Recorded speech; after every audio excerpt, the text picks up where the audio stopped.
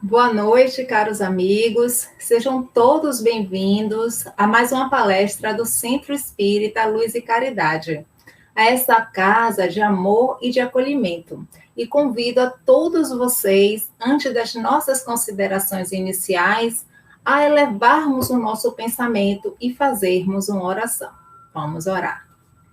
Querido amigo Jesus, amigo e companheiro da nossa jornada evolutiva, nos envolve em tuas bênçãos de paz, de amor, tranquiliza o íntimo do nosso ser e nos ajuda a cada passo a desenvolvermos a esperança e a fé em nossos corações de dias melhores.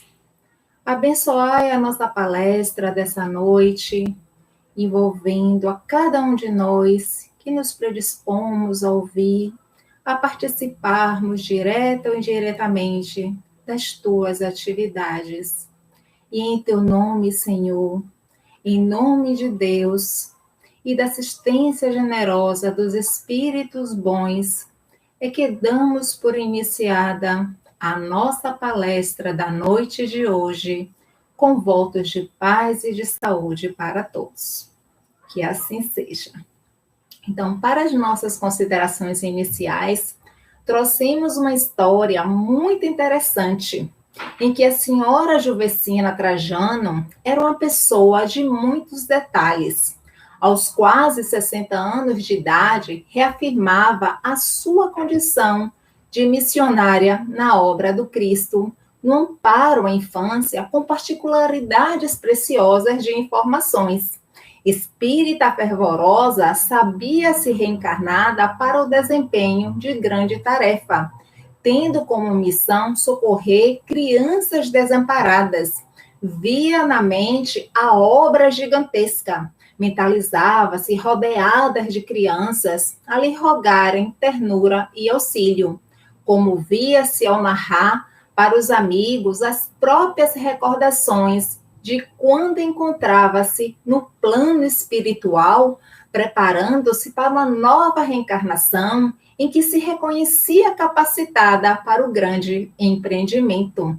Lembrava-se da companhia de vários benfeitores desencarnados, visitando uma instituição assistencial nas ondas inferiores e anotando as dezenas de espíritos que estavam naquele lugar desorientados e infelizes, aos quais prestaria o auxílio necessário depois de reencarnada aqui na Terra. E a senhora Trajano não se cansava de contar para os amigos admirados que continuava a ver o sítio escuro e esquisito, como se fosse agora. O vale extenso, repleto de inúmeras almas em agonia, necessitavam voltar às experiências do mundo, afeição de alunos aguardando ansiosamente os benefícios da escola. E enfatizava: creiam que ainda ouço a voz do instrutor paternal que me dizia seu irmão Ambrósio, a falar-me confiantemente: sim, minha filha, você renascerá na Terra com a missão de patrocinar crianças em abandono. Será benfeitora maternal dos filhinhos da expiação e do sofrimento. Deste recanto de aprendizado participarão 80 espíritos transviados, no mais sequiosos de esclarecimento e de amor, ao encontro de seus braços. Você organizará para eles um lar regenerador. Não lhe faltarão recursos para situá-lo no ambiente preciso. Volte à terra e trabalhe. Compreenda que, para assegurar os alicerces de sua obra, você carregará a responsabilidade sobre o reajuste de 80 irmãos nossos desorientados e enfermos que tomarão depois de você o corpo carnal para o esforço restaurativo. Seguirão eles a pouco e pouco sobre nossa vigilância na direção do seu carinho. A senhora Trajano lembrava-se das reminiscências entre entusiasmada e comovida, e realmente, desde os 32 anos de idade, iniciara com êxito a construção de um lar para os irmãos do infortúnio. O empreendimento lançado por ela em terreno fértil havia recebido uma boa acolhida.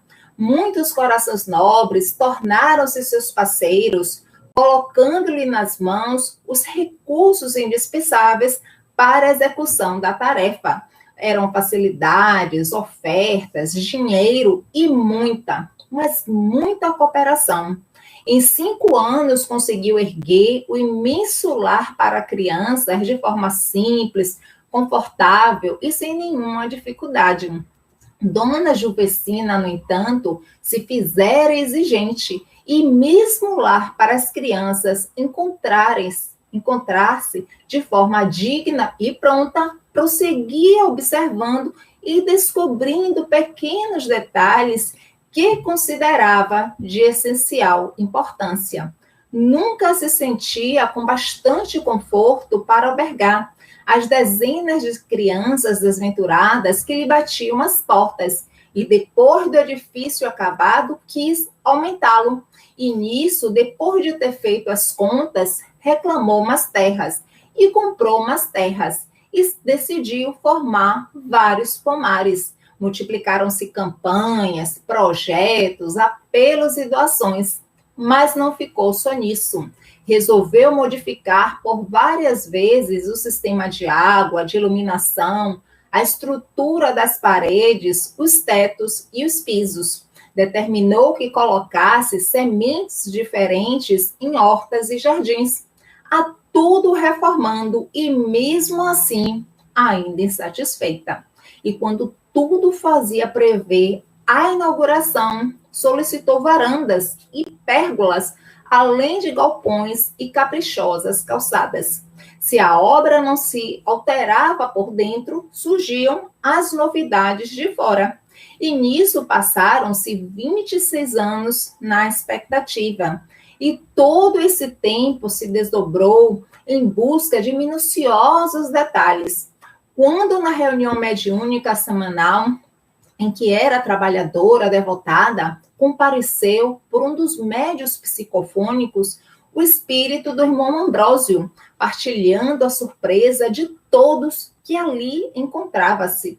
Dona Juvecina chorou empolgada com aquela visita, mas aquela voz, sim, conhecia aquela voz. O mensageiro falou a respeito do cumprimento da promessa e explanou com elegância e beleza sobre as necessidades da infância no estágio da reencarnação terrestre. Dona Juvecina escutou, mas percebendo que a palavra do instrutor continha para ela expressiva inflexão de advertência, e dando-se conta que o espírito estava a se despedir, indagou respeitosa: Irmão Ambrósio, não estarei sendo leal a mim mesma? O irmão admite que me mantenho fiel à obrigação que abracei? O espírito amigo fixou inesquecível gesto de brandura e respondeu com a bondade de um pai que aconselha uma filha: Sim, minha irmã, você tem sido muito exata no programa traçado. Tem trabalhado e sofrido pela obra, mas não se esqueça do tempo. As horas são empréstimos preciosos. E acrescentou, sobre o espanto geral: 30 espíritos necessitados de recondução e assistência, dos 80 que você se comprometeu a socorrer e reeducar, são agora delinquentes de novo. 2 são obsediados perigosos na via pública. 6 estão fechados por doentes mentais em penitenciárias. E os restantes 22 se encontram internados em diversas cadeias. Então, meus irmãos, essa história é contada pelo irmão X, através da psicografia de Francisco Cândido Xavier, no livro Cartas e Crônicas, em que vocês, inclusive, podem depois buscar maiores detalhes, nos mostra que tudo abaixo do céu tem seu propósito, tem seu tempo determinado para que as coisas aconteçam. Determinados médios recebem missões especiais a fim de serem pontes entre as dores e as consolações, que devem exercer no serviço santificado do Senhor. Muitos rogam ao Pai Supremo a oportunidade redentora de progresso moral e espiritual, e quando chegam aqui, esquecem-se dos compromissos e se deixam conduzir pelos caprichos pessoais, do orgulho, do egoísmo, enveredando pela vaidade, com suas exceções, é claro. Mas os amigos espirituais não cansam de inspirar, e assim vão deixando o tempo passar. E todos nós, independentes de sermos, ou melhor, de termos missões especiais ou não, os que já conhecem o Evangelho de Jesus sabem e reconhecem a grande importância do tempo, em favor especialmente da caridade. O tempo passa muito rápido, e se não nos atentarmos a isso, quando nos dermos conta, estaremos às portas do túmulo. Por isso a necessidade de aproveitarmos o tempo de maneira cristã, para não malbaratarmos as oportunidades que recebemos e foram perdidas. Todo o tempo destinado ao bem faz com que a nossa roda de amigos se amplie no plano espiritual, além de nos tornarmos merecedores da investida divina, porque estamos a fazer a parte que nos cabe no mundo. Tudo tem seu tempo aqui na Terra, e Deus sempre nos concede o tempo necessário e certo para plantar e para colher, para pensar e para aprender, e não deixa de ser uma forma de caridade que nos concede. O tempo apaga e relembra o que já passou, como também nos ensina e nos traz a sabedoria necessária para discernir como agir. E nós, como estamos utilizando o nosso tempo aqui na Terra, que é transitório? Estamos utilizando sabiamente ou estamos deixando nos levar pela hora vazia? O Pai Celestial sempre aguarda que cumpramos os nossos compromissos firmados no amor. A forma de agirmos enquanto encarnados deve ser na que atuemos para a aquisição da nossa plenitude. Toda a nossa caminhada aqui na Terra exige luta, esforço e até mesmo sacrifícios para encontrarmos o rumo certo. Problemas, conflitos assaltam a nossa vida. Esta é a colheita do ontem equivocado. Os problemas do presente, quando resolvidos de forma sábia, magnetizados pela confiança irrestrita no nosso Pai Celestial, tornam-se bênçãos para o futuro. Temos vontade de chorar? Choremos, mas procuremos não nos irritarmos com os problemas que surgem, porque precisamos enfrentá-los. Usemos nossos ouvidos para ouvirmos o que precisamos e o nosso verbo para louvar e agradecer. O tempo é de Deus, mas as ações são nossas.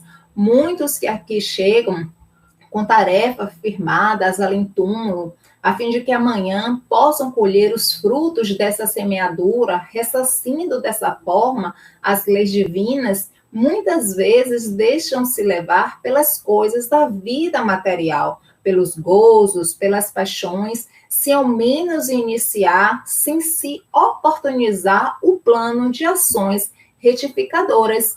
E esse comportamento não deixa de ser uma fuga psicológica para passar e para matar o tempo, como se ele fosse até mesmo algo indesejável.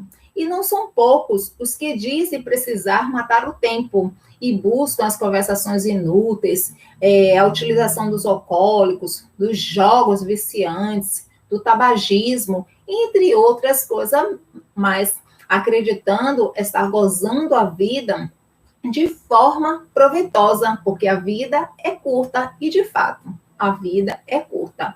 Como nos diz a espiritualidade, é uma fração de segundos. Já os que mantêm interesses imediatos brandam que tempo é dinheiro. Quando abusamos das oportunidades que o Pai nos oferta e não usufruímos, complicamos os caminhos da vida. Momentos difíceis todos nós temos. Há períodos em que os desafios se tornam mais severos, mais difíceis, mas o tempo é a oportunidade que Deus nos concede para utilizarmos de forma benéfica ao nosso favor. Se desperdiçarmos o tempo presente, jamais poderemos viver bem no futuro, porque tempo que passa não volta. Da mesma forma, quando ficamos a remoer o passado, ficamos parados num tempo e deixamos de semear e colhermos as realizações futuras. Investindo no amanhã com sabedoria é que seremos felizes desde hoje. Só é experimentar.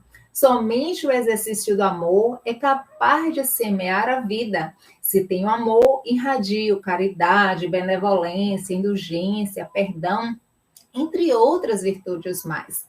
O amor não deixa de ser o nosso primeiro movimento para crescermos espiritualmente. São muitos espíritos que encarnam e desencarnam, mantendo-se estagnados na vida carnal, permanecendo com os mesmos comportamentos durante milênios. Passam dias após dias resgatando os equívocos e caindo novamente pela simples falta de boa vontade para consigo mesmo, para se renovarem. É como se a existência fosse um círculo vicioso devido ao mal enraizado. E se continuarem a praticar o mal, jamais serão diferentes. Somente a prática do bem para conceder-lhe liberdade.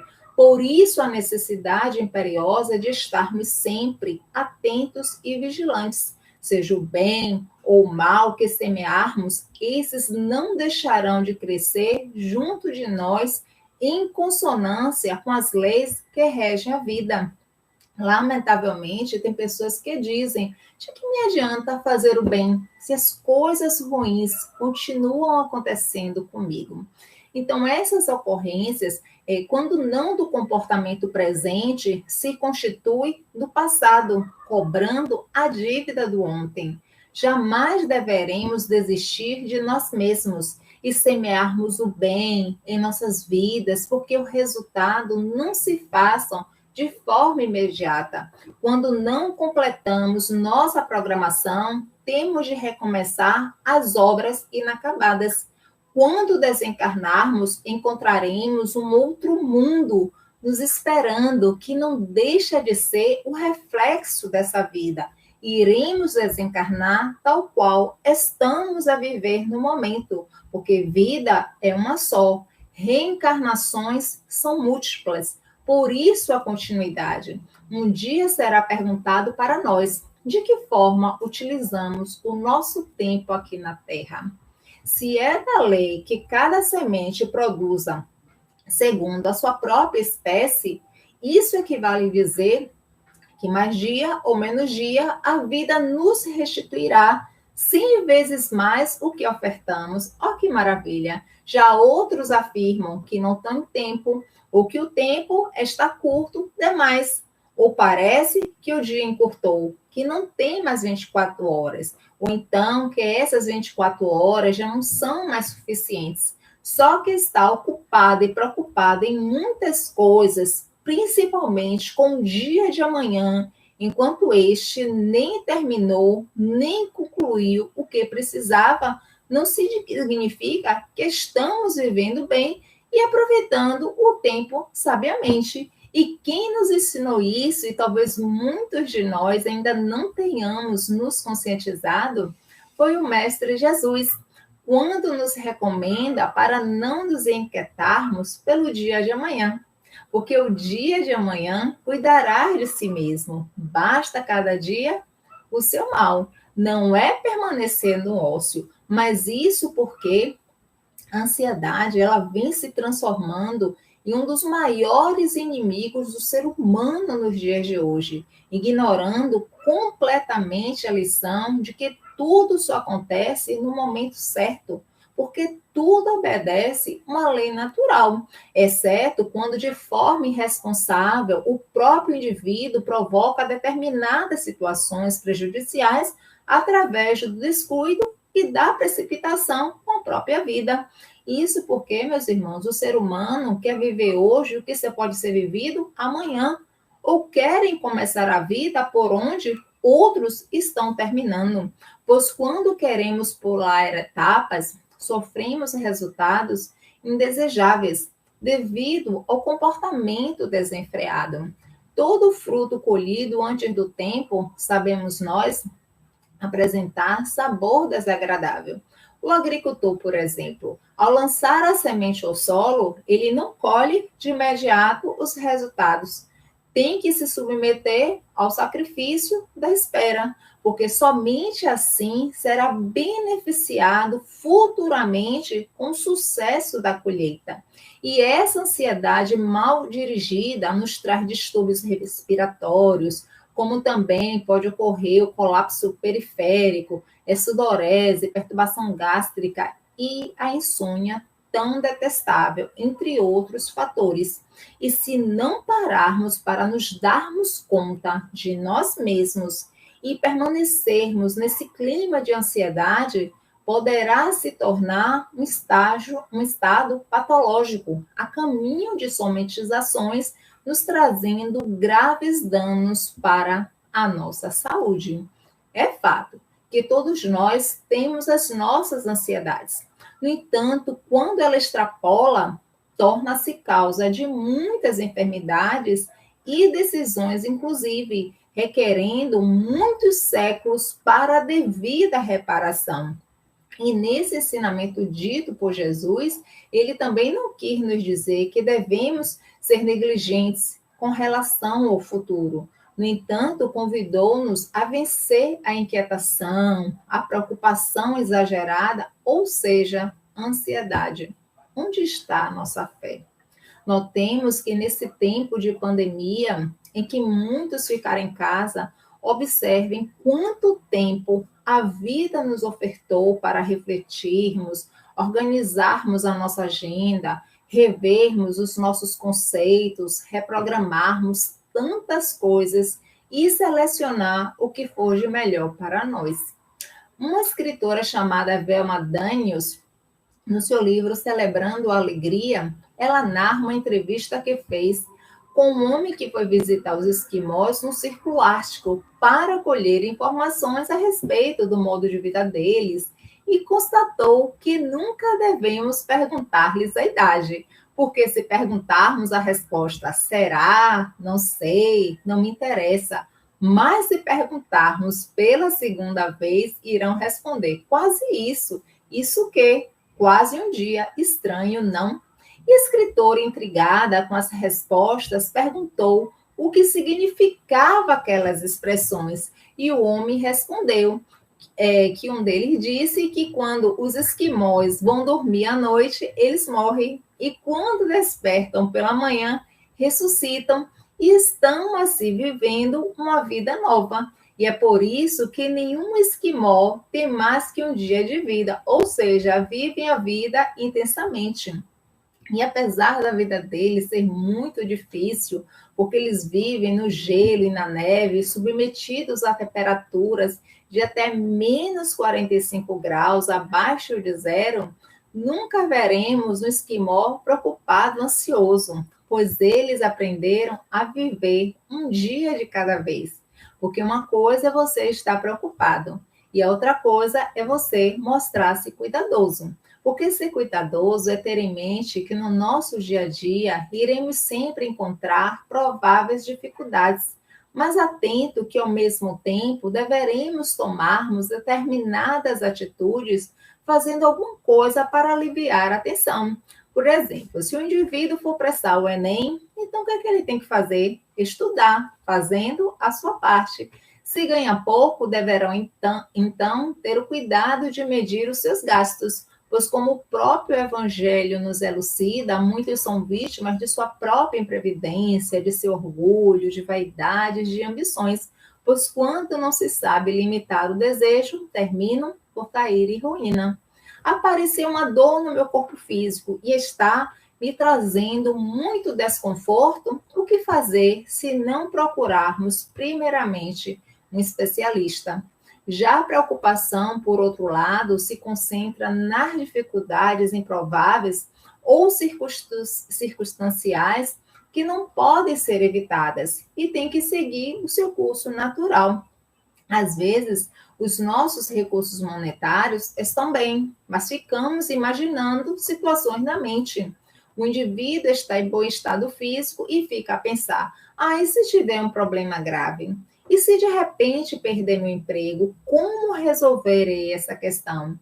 E se quando for ao banco for assaltado? Então, as nossas preocupações e ansiedades distorcem muitas vezes a percepção das coisas e acabando avaliando os acontecimentos de forma exagerada, vendo até mesmo coisas onde não existem.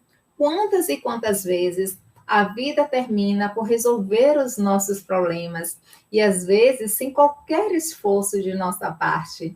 O espírito André Luiz tem uma frase que diz que não é a preocupação que aniquila a pessoa, e sim a preocupação em virtude da preocupação. Será que podemos contar, de fato, em realidade, quantas vezes já passamos dificuldades na vida e o auxílio do invisível nos livrou? Quando utilizamos o nosso tempo para o trabalho edificante, no campo do amor e da caridade, dispensamos muito mais rapidamente as ofensas e as ingratidões, porque não dispomos de tempo para lembrarmos. A nossa mente está sempre vinculada ao trabalho, sempre ocupada em prol do que podemos fazer, do que podemos acrescentar em prol daqueles que, de alguma forma, dependem de nós. Se o trabalho profissional nos traz recursos, o trabalho do bem garante a nossa paz interior. E se o corpo precisa de cuidados, a alma também. Em qualquer circunstância, devemos trabalhar sempre a nossa mente para mantermos a serenidade. E dessa forma, não sofreremos antecipadamente por algo que poderá nem mesmo chegar a acontecer. Então, é necessário viver cada dia como ele vem, como ele nos chega, mesmo porque somos nós que construímos o nosso dia a dia. E ao começar o nosso dia, devemos sempre orar, ler uma página edificante e pedir ao nosso Mestre Jesus que nos ajude a gerenciarmos as preocupações e os problemas, se porventura aparecerem. E saber aproveitar o tempo é algo que Deus sempre espera de nós. Estar em vida é um presente maravilhoso de Deus para conosco. Cada dia que acordamos é bênção nova, para que o Pai nos conceda a renovação, para fazermos tudo diferente, pois há coisas em nossa vida que passam e não voltam mais, devido à falta de cuidado para conosco mesmo. Por isso, a necessidade de vivermos atento, tendo momentos de reflexões diárias, especialmente antes de dormirmos e nos questionarmos: estou aproveitando da melhor maneira possível o tempo que Deus está me dando aqui na Terra? O que preciso fazer para que tal ocorra? Essa resposta é pessoal, intransferível. Narra o espírito Humberto de Campos no livro Pontos e Contos, através da psicografia do nosso saudoso Francisco Cândido Xavier, que quando o Senhor determinou que algumas das virtudes celestes viessem ao mundo trazendo felicidade para as criaturas, a fé acercou-se do homem antes das demais e disse-lhe compassiva: o poder superior governa-nos o destino. Confia na providência do Pai misericordioso e aprende a contemplar mais longe. O homem sorriu e replicou: o tempo urge. Viverei seguro na máquina de ganhar e guardar facilmente. Não aceito outras deliberações que não sejam minhas. Veio a humildade e pediu: meu filho, não te vanglories do que possuis, porque Deus concede os recursos no momento preciso e retoma-os quando julga oportuno. Ser simples para contentar a ti mesmo. O tempo urge, exclamou o homem sarcástico. E se um minuto é meu, que me importa a eternidade? Gozarei o dia segundo meus desejos. Não tenho necessidade de submeter-me para ser feliz. Chegou a bondade e suplicou: ajuda no caminho para que outros te beneficiem. Nem todos os instantes pertencem à primavera. Ser compreensivo e generoso. O rico pede cooperação fraternal a fim de que a fortuna o não ensangueça. E o pobre reclama concurso para que a escassez não o conduza ao desespero. O que o homem disse? O tempo urge. Não posso deter-me em horinhas. Quem dá, espalha. Quem nega, concentra. Minha defesa aparece em primeiro lugar. Surgiu então a paz e implorou: amigo, esquece o mal e glorifica o bem. Não entronize a discórdia, cede em favor dos necessitados. Não te detenhas no egoísmo voraz. O tempo urge, respondeu o homem novamente. E se eu renunciar em benefício alheio, o que será de mim? Cedendo, perderei. Não guardo vocação para a derrota. Em seguida, então, compareceu a paciência e aconselhou o homem: age com calma, não exija serviçais em toda parte, porque a tarefa de outros é igualmente respeitável. Socorre os semelhantes, conscientes das próprias necessidades espirituais. Não esmague as esperanças dos pequeninos e atende à justiça onde estiveres. E o homem respondeu que o tempo urge e as horas correm excessivamente apressadas para que eu vou me entregar a problemas de tolerância. Fixando direitos alheios, não perceberei os que me dizem respeito. Logo após, abeirou-se dele a compaixão, implorando: irmão, apiada-te dos fracos. O homem não lhe permitiu continuar e disse novamente: o tempo urge e a questão dos pusilâmines não me atinge. Sou forte e nada possuo de comum com os inúteis e inábeis. Então foi a vez da caridade. A caridade apareceu e apelou: meu amigo, perdoa e ajuda para que a tranquilidade more contigo. Tudo passa na carne, a eternidade reside em teu coração. Por que não te amoldares a lei do amor, a benefício da própria iluminação? O homem, porém, redarguiu entediado. O tempo urge, deixe-me. Conheço o caminho e vencerei por mim mesmo. Quem perdoa, opera contra a dignidade pessoal e quem muito ampara, desampara-se. Então, reconhecendo o Senhor que o homem estragava o tempo e consumia a vida inutilmente, sem qualquer consideração para com as virtudes salvadoras, enviou-lhe então alguns dos seus poderes, de modo a chamá-lo a juízo. E nisso aproximou-se inicialmente a dor. Não lhe dou conselho algum, privo do equilíbrio orgânico e acamo. O homem, nesse momento, modificou seu gesto e linguagem, e mesmo assim suplicou: o tempo urge.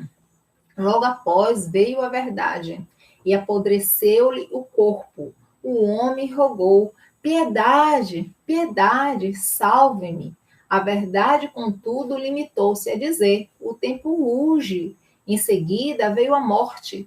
O homem reconheceu-a, apavorado, e pôs-se a gritar: livre-me do fim.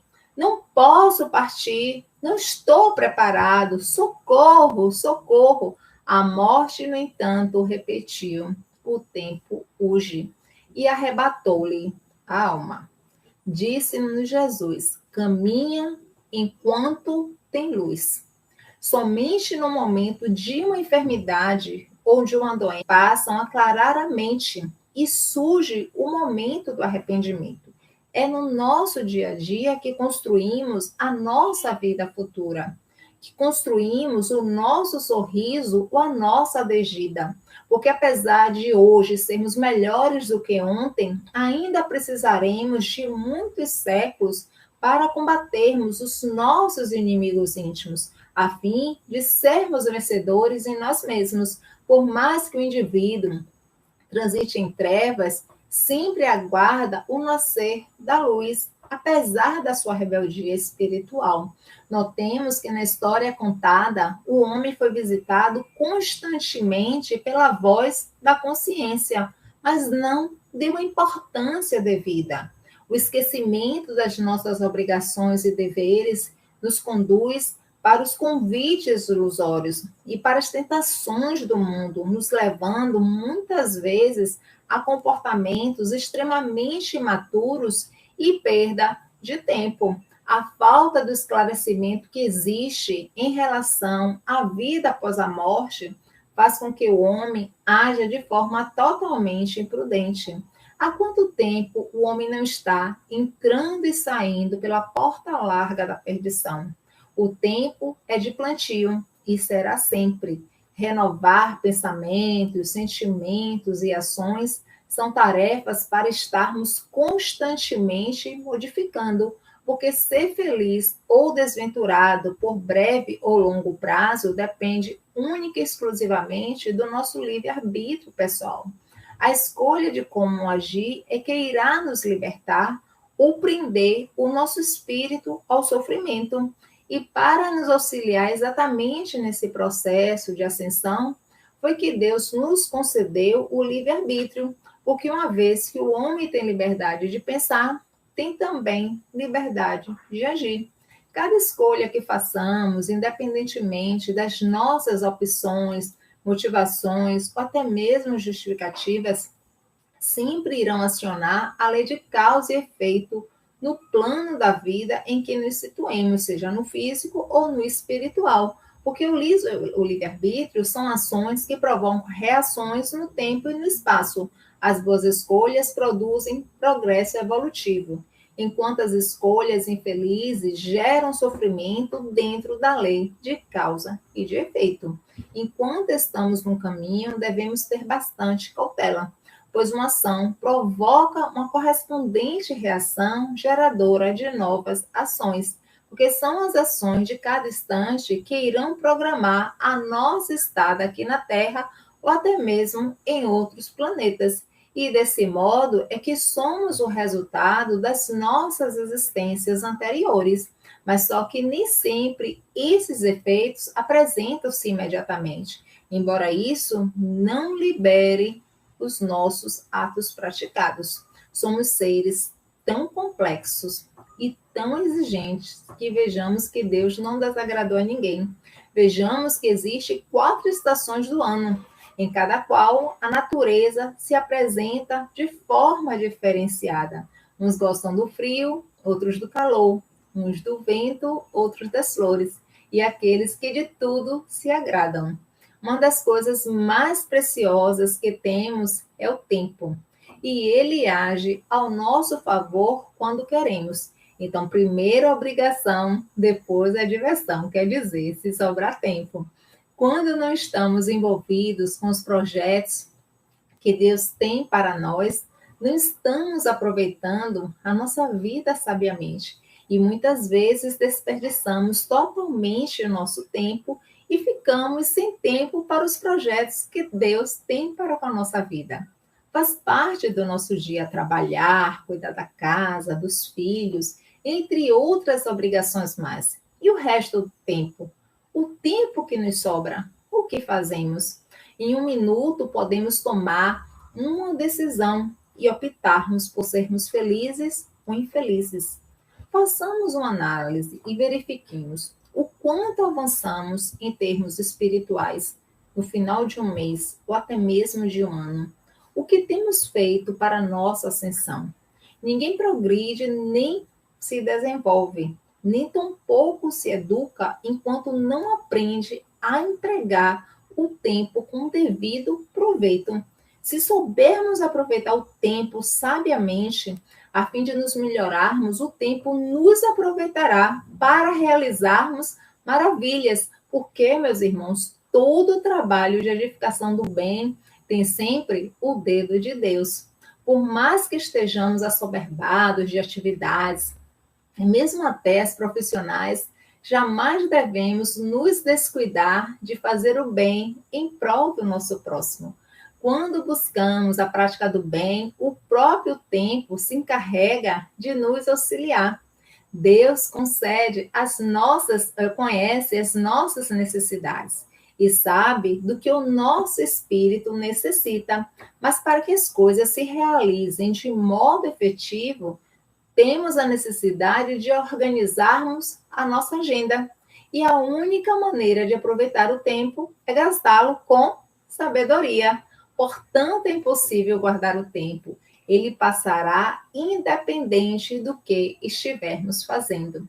Então, é preciso tomarmos muito cuidado com a maneira como estamos vivendo a vida, porque viver é uma grande responsabilidade, pois nós sempre iremos responder por aquilo que deixamos de fazer, seja com a falta de respeito para com a nossa vida ou para com a dos outros, pois são muitas oportunidades que são perdidas por simplesmente não agirmos no tempo certo.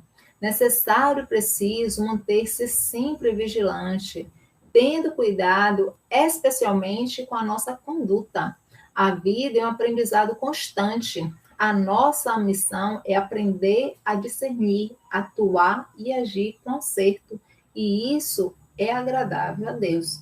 Devemos usar o nosso tempo fazendo o que é a vontade do nosso Pai, como trabalhar, amar, perdoar, fazer a caridade, cuidar da nossa família, entre tantos outros aspectos a serem considerados, pois bem sabe o que é melhor para cada um de nós.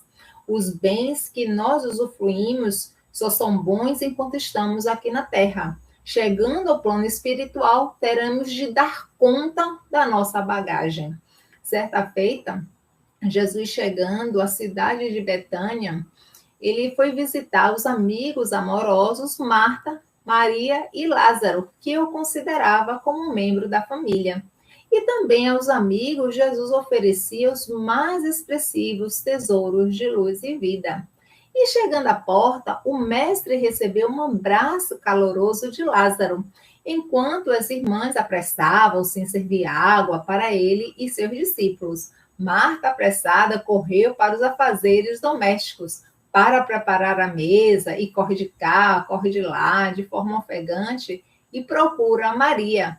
Grita e, encontrando-a, reclama, pois Maria estava sentada aos pés do mestre, ouvindo os ensinamentos. Marta, porém, que andava preocupada com muito serviço, chegando-se, disse: Senhor, a ti não te dá conta que minha irmã me tinha deixado só a servir? Manda-lhe, pois, que me ajude. Mas Jesus, com a serenidade que lhe era peculiar, respondeu-lhe: Marta, Marta, estás ansiosa e te ocupa com muitas coisas. Entretanto, poucas são necessárias, ou antes, uma só. Maria escolheu a melhor parte, aquela que não lhe será tirada. Porque dessa vida, ao desencarnarmos, a única bagagem que iremos levar conosco será a nossa inteligência, os nossos conhecimentos e as nossas qualidades morais. E observemos que, na realidade, Maria estava estudando, aproveitando o momento, ou seja, o tempo sabiamente. Não era sempre que Jesus estava por perto. Eram momentos sublimes, únicos, inesquecíveis, que ficariam marcados na consciência para o todo sempre. Se dentro da nossa rotina diária não tirarmos um tempo para cuidar do nosso espírito, o que será de nós? Da mesma forma, temos a necessidade de conduzir os nossos filhos desde a menoridade a evangelização infantil, ajudando-os a adquirirem maior discernimento na idade adulta, principalmente nesses momentos de hoje, em que ouvimos os mais moços dizerem, com suas exceções, é claro, que o mundo está bastante miserável. Por quê? Não aproveitar os dias que se fazem tão curtos de mocidade. E por isso há a necessidade de matar o tempo. Quando não, que é jovem e precisa viver as ocasiões de alegria, mesmo porque não é velho nem enfermo.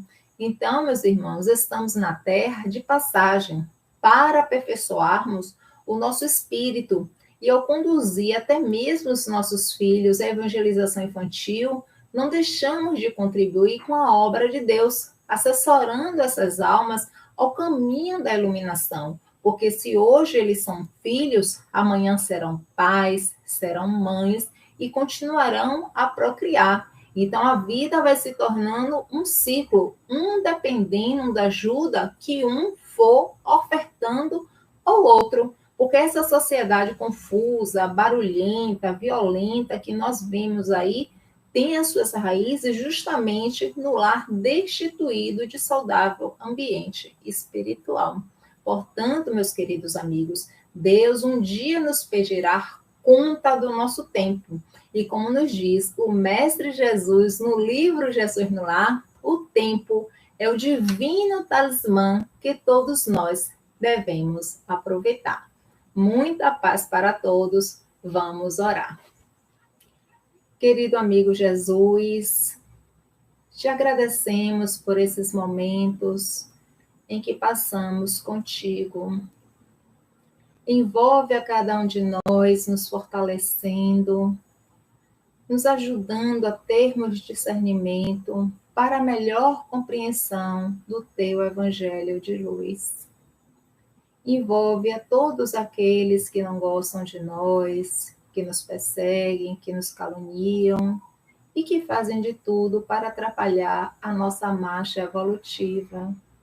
Leva até a eles as tuas bênçãos de paz, de amor e de esclarecimento.